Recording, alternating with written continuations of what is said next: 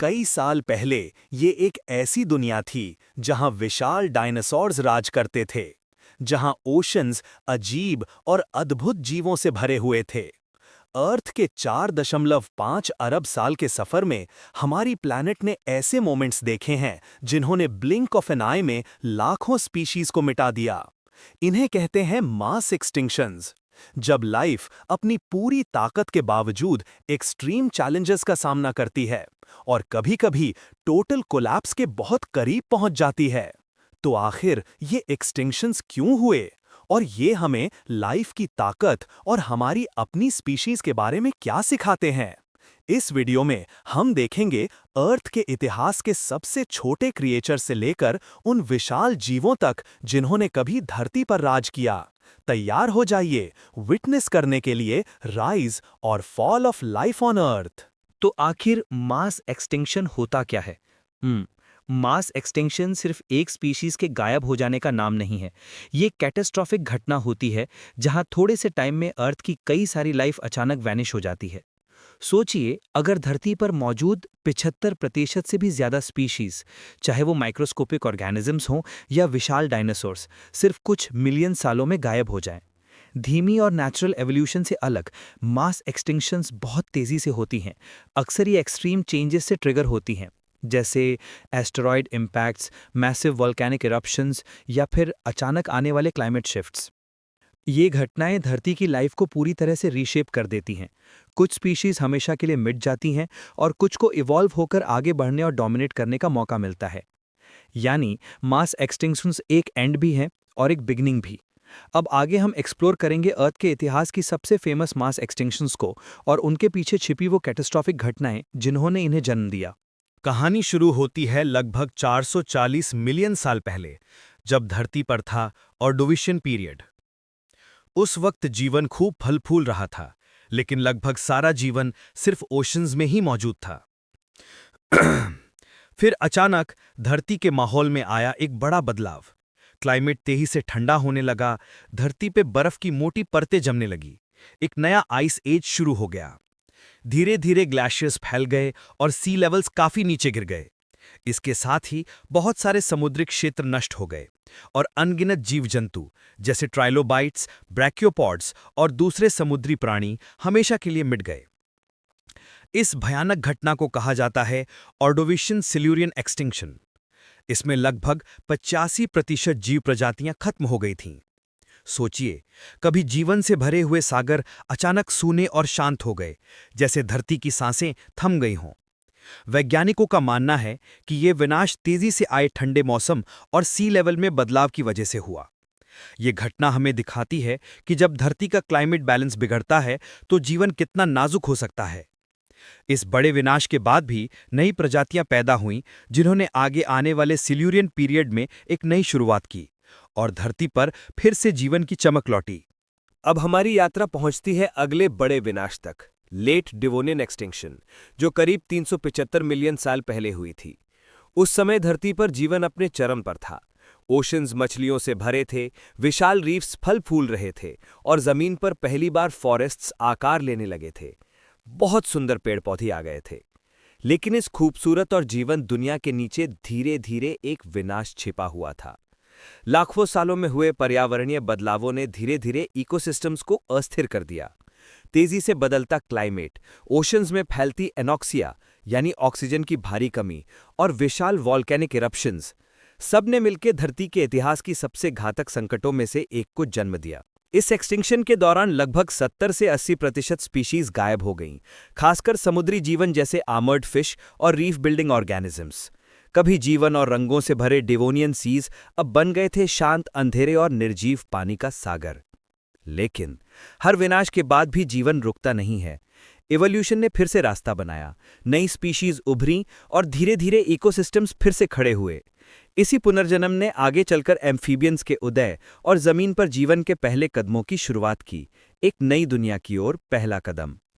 अब हम पहुंचते हैं धरती के इतिहास की सबसे भयानक और घातक घटना तक, पर्मियन ट्रायसिक एक्सटिंक्शन, जो लगभग 252 मिलियन साल पहले हुई थी। इसे अक्सर कहा जाता है द ग्रेट डाइंग, यानी महामृत्यु।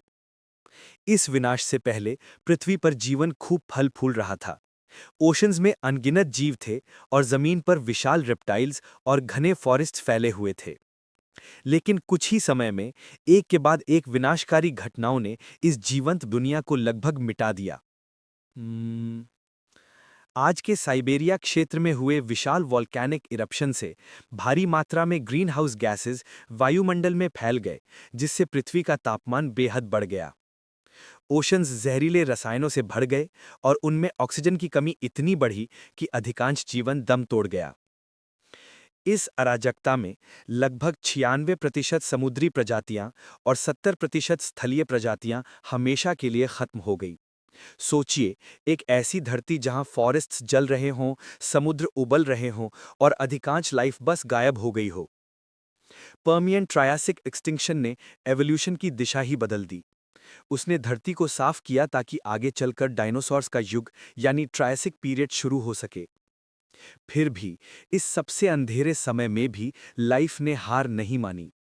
उसने साबित किया कि प्रकृति की सबसे बड़ी ताकत है रेजिलियंस। जीवन चाहे जितना गिर जाए, वो फिर से उठना जानता है। अब हम पहुंचते हैं अगले बड़े मोड़ पर, ट्रायासिक जुरासिक एक्सटिंक्शन, जो करीब 201 मिलियन साल पहले हुई थी। धरती उस समय अभी भी पर्मियन ट्रायासिक के विनाश से उभर रही थी। नई लाइफ दोबारा पनपने लगी थी। शुरुआती डायनासोर्स, क्रोकोडाइल लाइक रेप्टाइल्स और हरे भरे फॉरेस्ट्स फिर से धरती पर फैलने लगे थे। लेकिन एक बार फिर प्रकृति ने करवट ली।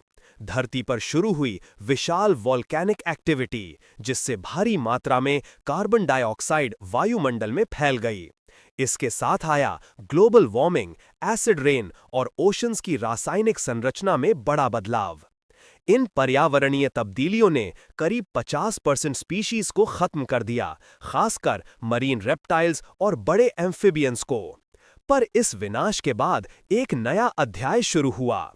इसी एक्सटिंक्शन ने रास्ता साफ किया डायनासोर्स के उभार के लिए, जिन्होंने आने वाले जुरासिक पीरियड में धरती पर राज किया। कह सकते हैं ये संकट ही वो पल था जिसने एक नए युग, एक नई एरा ऑफ लाइफ की शुरुआत की।